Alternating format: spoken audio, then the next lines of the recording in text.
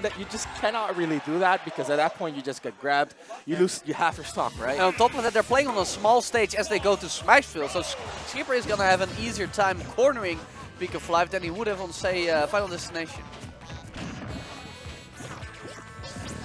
So, small early lead for Pikachu. An important thing for Pikachu is that Pikachu as a character is really bad at trading. So if you ever trade a hit versus Pikachu, you're probably coming out on top. He has a lot of multi-hits like back air, like forward air. His up air is very low damage. Even his neutral air is relatively low damage. On top of that, he's super light. Right, so trading with Pikachu is the optimal place to be as your opponent. And Mario can definitely do that. Mario can definitely trade with Pikachu, especially using that back air and that up smash. Well, he's not just trading right now, he's actually winning as he already got 82%, got some nice combos going on. The thing about Skipper is, though, he almost goes for the highest reward, so I wouldn't be surprised to see him try to close that with a forward air or whatever if he gets a grab near the ledge next time.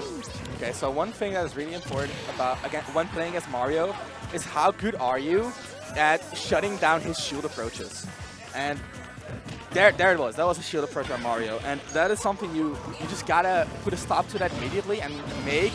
Oh, thankfully, PikaForLife has a really good grab game, or Pikachu the character has a really good grab game, eligible to kill you at like 100% right there. So that should teach Skipper not to shield approach that much. Because if you get grabbed, you could get either really big damage with low percent, or you could lose the stock real early. That's true. So, Skipper looking for that up smash right now, looking real hard. Yeah, he's a Mario main, alright. Although I do like that he's lately incorporating more down smash, which is actually a move that Super Sammy uses a lot, and he does really well with our scene. Super Sammy finds those down smashes really well. And they do pay off, so interesting adaptation by Skipper. Let's see if he can use it a little bit more. Yeah, and this is where PikaForLife really shines. You know, he's got the lead, he runs away, does some aerials, you know, annoys you. And especially in this matchup versus this particular player, you know. Skipper is very aggressive, easily to get annoyed, I guess. Yeah, that's true. And PikaForLife does have a lot of experience in this matchup playing against S1. It is outdated experience, but it's still experience, right? Yeah. And Skipper more based around converts and less based around neutral compared to S1. So I guess that is a distinction to make. However, PikaForLife, with some of his own combos right now, got him in a ledge trap situation, gets the forward smash coverage. He lost the stock relatively early to the back of his head, but you see that was pretty late for Pikachu, actually. In this matchup, you lose stocks extremely early because Pikachu is not the greatest at killing, and Mario does use that rage very, very well. That he does, and he got a lot of it right now. Wow. Yeah, I love it. I love it when people use Fireball like that and down tilt. Down tilt, in my opinion, is one of the coolest moves Mario has. Oh yeah, for sure. People often neglect it because up tilt just seems better, but you cannot underestimate the horizontal range on that move. And just like that, there it Skipper coming back with the dunk. I was expecting him to go for it at the start of this match, and he does indeed close it out with it. Oh, here it is. We get to see it. Yeah, he confirms to a grab from a down air. He had a pretty solid lead. However, that 150-50 off of a grab from mid-stage. Yeah. He could have DI'd in to avoid it altogether. However, decided to DI out. Got punished for it. And we go into game 2 with a lead for Skipper. And you know, it is a 50-50, but honestly, people just tend to DI away on reaction because in almost every matchup, that's the way to go. Right. So I guess while it is a 50-50, that's the option I would bet on. And that's the option Skipper always bets on. It is such a high risk. I mean, it's such a low risk, high reward. Yeah. It's an entire stock to win. So the back at Smashville, because this is PikaForLife, and he won't be PikaForLife, he picked it on the stage. Oh, jabs on the platform? It looked like he fell off, but then the platform just slid underneath him. It looked like it, yeah.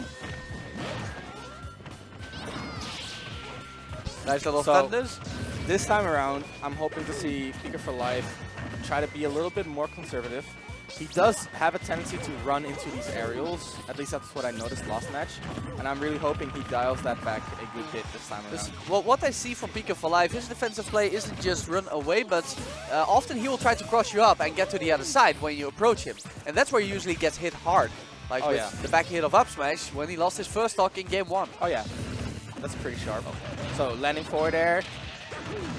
down B does not connect. Here goes the up smash! Yeah. Charged as well. The hard read on the jump there. I mean, Very impressive. Mario's aerials are really good, and ever since he killed him off of grab in game 1, Skipper hasn't been using as much shield approach. That's true. So that's how you know when to go for which reads! Speaking of reads! What? Yes! So, That's Skipper, you know. the dunk coming through again. Skipper on the board in a big way.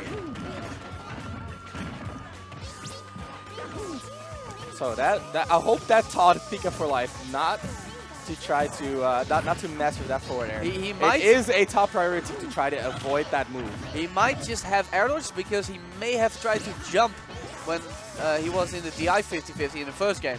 Right, but Maybe it he is thought- important against yeah. Mario to recognize the situations and know when you have to jump out and when you have to play the air dodge. Maybe he assumed the jump was his downfall the previous. So that time around, Skipper waiting for the air dodge, but PikaForLife not giving it to him. Okay, but he evened it up quickly though, as we are looking at 79% versus 82%. What? That's what PikaForLife do when you get too close. He tries to cross you up. The Skipper knows he was right there with the fire hand. With that DI was almost it. However, PikaForLife On Smashville too, but he's hanging on by a thread. 115%. Yeah, okay, Skipper has figured out caught on, where he's going with those quick attacks. Let's see if PikaForLife is fast enough to adapt, but Back throw on Smashville, maybe? no, not just quite. yet. Not quite. Here come the up Bs. Ledge trap situation. Skipper not getting anything out of it though. Oh, but the flood. Skipper gets straight control again. Yeah, that's all you need, you know. It's not about the damage. Platform really helped PikaForLife out there. He's rolling for the grab. Oh, there it forward is. smash. Not even on Smashville. Great DI by Skipper. Wow, that's super deep edge guard by Yeah, he wants PikaForLife. it. Because he knows he has to close this out soon. Because stray hits are gonna start killing real quick. I think Skipper had the read or the reaction. Nice little down tilt to put him in a bad position. And this really is where... There it is. Okay. Up smash. He knew he was coming out of the platform. Who Skipper paused there? pressing. Who paused there? Oh, that If Skipper. PikaForLife paused, he technically would have been a loss. Nah, but... Nah, you wouldn't do that. Maybe we'll just have to use some TO divine intervention if people try and bullshit like that. But, I'm gonna go ahead and assume it was the Skipper going for the quick restart. Right. So, 1-1. Where would you go Very close game. as Skipper? Okay, I mean, so I'm like... did they just... Okay, they turned pause off, alright. So... Because Skipper just both won and lost on the same stage. And normally the auto counterpick for Mario is Battlefield, but we got PikaForLife with the quick attack cancels. Might not be the best idea. PikaForLife is gonna ban Town and City for sure. And the other ban is probably either Dreamland or Battlefield. So we're they're just just gonna going go back to straight back to Smashville. Smashville, Sure, why not? A whole set here, just like PikaForLife likes it, or S1 if you were here. Let's find out what they can do in game 3. Shoutouts to PK Spark, the Smashville squad. Here come the juggle, however, gets turned around pretty quick. That timing by Skipper on the Thunder, very, very well done. Yeah, unfortunately Skipper didn't assume he would get the grab armor and he shielded right after instead of continuing the combo. Assuming the Thunder was coming for him. Ooh, and that was a trade, one of those we were talking about. And right now Skipper, pretty good lead, uses it in there to escape the quick attack combo. Oof. However, PikaForLife has some other plans. But yeah, this is the result of what you said earlier, man. They've been going back and forth, but just look at the damage difference. Yeah. That's the matchup. That is Mario for Whoa! you. Oh. The quick spot dodge on a missed grab. And yeah, Pikachu's dash tech has so little lag. It's very, very good for that reason. Oh, the down tilt. No edge guard with the down air, though I saw the startup right there. Yeah, but Skipper, he knows about what Pikachu likes to do. Is a back throw on Smashville gonna do it? Okay, no. okay. You know, it does have the smallest borders on the side. It cannot stress that enough. And that was the trade. That was the trade. Forward air and back air. That's not what you're going for as Pikachu. Oh. And Skipper, very well done right there. But maybe with the moving platform, he could get a true combo into the actual Thunder. I mean, it is a true combo if you properly B-reverse the down B. However, Yeah. it's pretty hard to do without Bidoo. And I think PikaForLife has decided to put off picking up Bidoo until after Beast. Yeah, that would make sense. You know, big turny coming up. Why switch now? Ooh, power shield. Yeah, here comes Skipper. Here comes Skipper. No jump on PikaForLife, however, it did not matter there. And the up smash. All right. So Has he taken every stock with up smash so far? quite Quite a lot of them. Oh, yeah, he got one with Thunder. He got a forward smash as well. I think so, at least. Anyway, good trade for Pikachu for once. And here comes PikaForLife with the combos. Early percent. Juggle not going to work out. Skipper just jumping out of it. Very cool, calm, and controlled. Oh, nice down to up. I love that. I love what he tried to do there, but the smashing platform moving away just a bit. Here come the 50! 50, oh my Yeah, he goodness. goes for it again. The moving platform actually saves PikaForLife there, I think. Twice. Yep. This is why this man goes to the Oh, stage. a misinput by PikaForLife. That's so unfortunate in this kind of situation. He's got the momentum. Here come the jolts. Here come the pained approaches. However, Skipper having none of that, just giving in the back air. Oh, pick and grab. He's off stage. This is where it can end.